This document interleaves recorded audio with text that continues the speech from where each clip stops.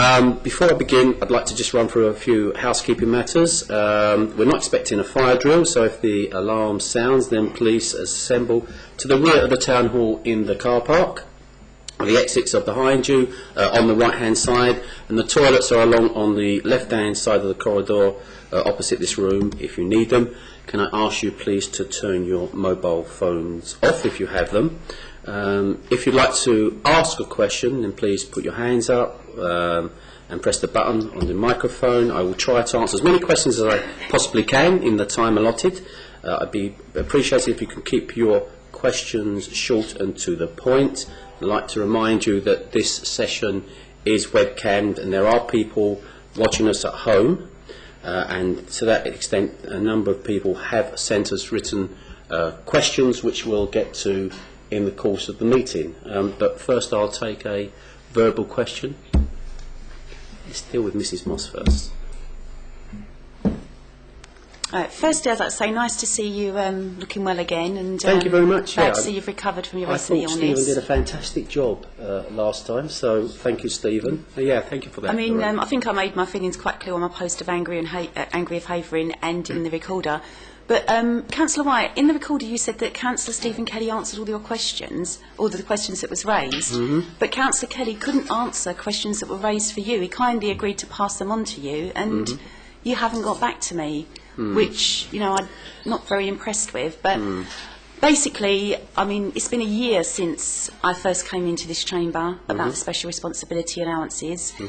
And you are still yet to identify who are the other 19 councils that are on a similar scheme. Well, the other 19 councils are on the London Council's website. I don't know if it's 19 now, because I understand that Barnet have decided to do something else. It goes up and down. I don't know what it is today. Not looked at. Have you looked at it recently? No, I've not looked at it either. I am committed, like the council is, to the scheme that we're in, because I believe it provides us with an answer to a problem that many councils deal with, which is how to set councillors' remuneration.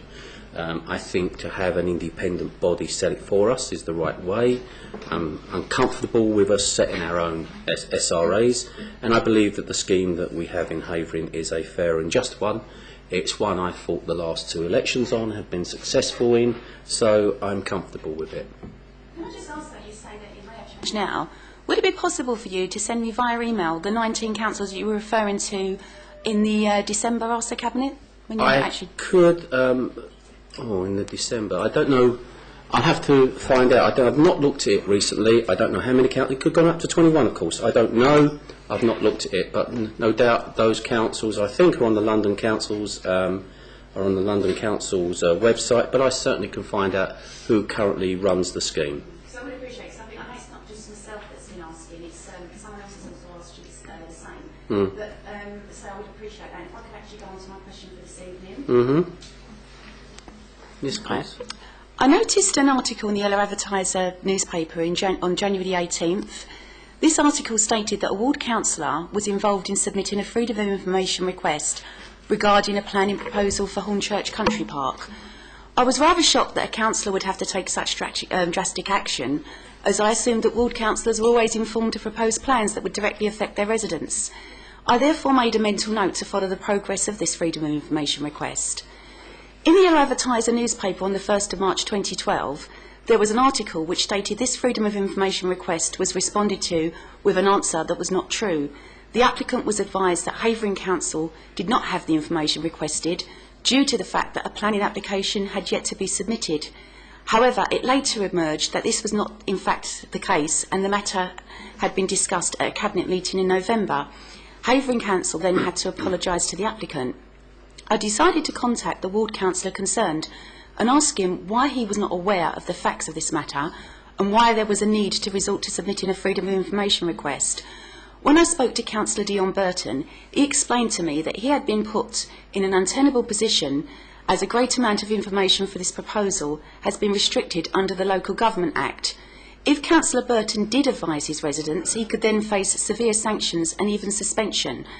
I am utterly appalled at Havering Council's conduct regarding this matter and would like to know why the Local Government Act is being used to deliberately prevent residents from being informed of proposals that will ultimately have an adverse effect on their quality of lives. Additionally, this has also prevented a ward councillor from doing the very job that his residents elected him to do. I would like to hear your comments. Well, my comment is I am not aware of the case you're speaking of. I'll, of course, take it away and have a look at it. I don't see every FOI that comes into the council. I am surprised that a councillor feels it necessary to have a freedom of information request needed. It's the first time I've ever heard of it. Certainly any ward councillor I've ever come across who wants to find something that's going on in their particular ward, all they need to do is pick up the phone and ask the relevant officer. If I heard that there was an officer that was not given information that was relevant to a person's ward, then I would I'd have to take that matter up with the chief executive, because the officers that work here work for the council, and I would expect all officers to be absolutely as accommodating as possible to a ward councillor, especially if it's in his ward, his or her ward. Can I just say as well, I've got the copy of the freedom of information request here. It's regarding Hornchurch Country Park. Mm-hmm. It's basically saying that the first one was in terms of volume, how much waste is there proposed will be deposited in the Hornchurch Country Park. And the second one is, as it's proposed, the waste will be transported to the deposit site in the Hornchurch Country Park via a lorry access route. Minded of a 7-day week, how many days a week will lorries visit the site?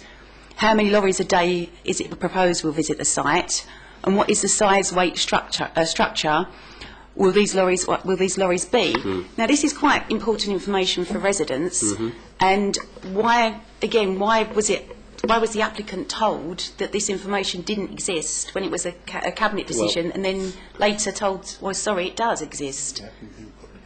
Well, there was no transport proposal on it. Okay. Well, obviously, as I said, I don't know the case. I can get back to you on that. Councillor Kelly suggests that the reason we didn't know that information is because no application had been put in at that time.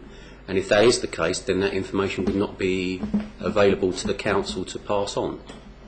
The council apologised to the applicant because they did have the information. I mean, I really would appreciate you coming back to this. I'll have to come back to you. Yeah, because I think this, I've got serious concerns about this. But there are, freedom of information, we have to, by law, give over the information as it comes in. Freedom of information is costing this council an absolute fortune. It's costing London about £3-4 million, roughly, I've been told, a year, which is money that we could be spending on social services and other things. But residents wouldn't need to resort to it, would they? Trying to find that much I spend on biscuits a year is not in the public interest, in my view, but that's just my view. I think if you're going to ask me questions that are relevant to the way in which the council run, I think we should be open and transparent and tell you absolutely right. But I think that I don't know. I think there is it's a debate that goes on. I think there is a fine line between the information that should be in the public interest and should be put out there. This is probably one of those, and some of the stuff. I was asked last year how many times I jumped on an aeroplane on council business. I answered 0 4 times. It's going to be 0 no matter how many times I get asked that. It's going to be 0 because it's 0. But hey, my officers have to deal with that. I think that in this case, it's a very valid case, and I will take it up and I will write to you. Especially regarding the Local Government Act.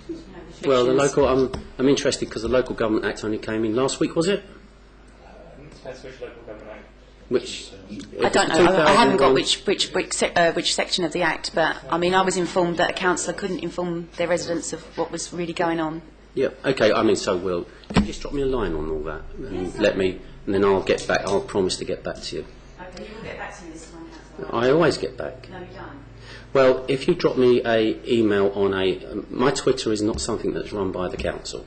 It's run by me. It's my personal Twitter. You follow me on it and you pose me questions on it, as many people do, and I always try to get back to it. But with those, unlike emails to the council where I have officers who go away and do things for me when you email me the council, on Twitter, a lot of the time I have to go and do it myself because it's my own personal Twitter.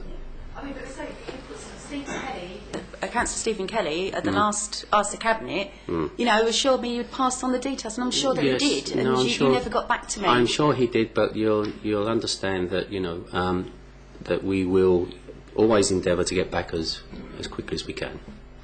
It's been about a year so far, so... Well, you know, I think I've answered your questions on a number of occasions about SRAs, and you keep raising the same question. Well, the answer's never going to change, no matter how many times you ask it. Would you like to ask me a question?